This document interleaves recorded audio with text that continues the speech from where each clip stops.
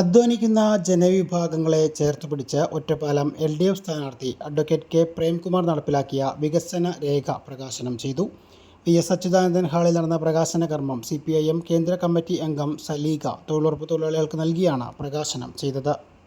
2021 മുതൽ 26 വരെ MLA ആയ കാലഘട്ടത്തിൽ ഒറ്റപ്പാലം മണ്ഡലത്തിൽ LDF സ്ഥാനാർത്ഥി അഡ്വക്കേറ്റ് കെ പ്രേംകുമാർ നടത്തിയ വികസന പ്രവർത്തനങ്ങളാണ് സാധ്യമെന്ന പേരിൽ വികസന രേഖയായുള്ളത്.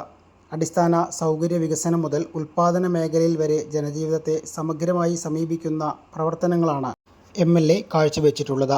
1209 കോടി രൂപയുടെ വികസന പ്രവർത്തനങ്ങൾ ഒറ്റപ്പാലം മണ്ഡലത്തിൽ നടപ്പിലാക്കാൻ കഴിഞ്ഞുവെന്നും അത് ജനങ്ങൾ മനസ്സിലാക്കിയിട്ടുണ്ടെന്നും അഡ്വക്കേറ്റ് കെ പ്രേംകുമാർ പറഞ്ഞു.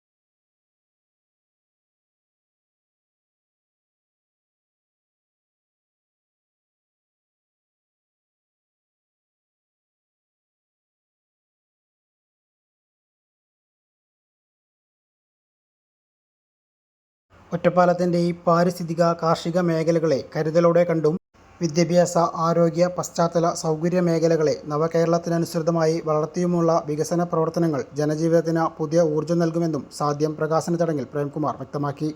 CPIM Ottapalam area committee secretary Krishnadas, Sreekrishnapuram area committee secretary Jayadevan, Palappuram local committee secretary Madhavan, Ottapalam മുൻ MLA Hamsa, Ottapalam block panchayat president Suresh, Ottapalam നഗരസഭാ ചെയർപേഴ്സൺ ജയസുധ, തൊഴിലുറപ്പ് തൊഴിലാളികളായ ശ്രീലത, പ്രകാശിനി, വത്സല എന്നിവർ സാധ്യം പ്രകാശന ചടങ്ങിൽ സന്നിഹിതരായിരുന്നു.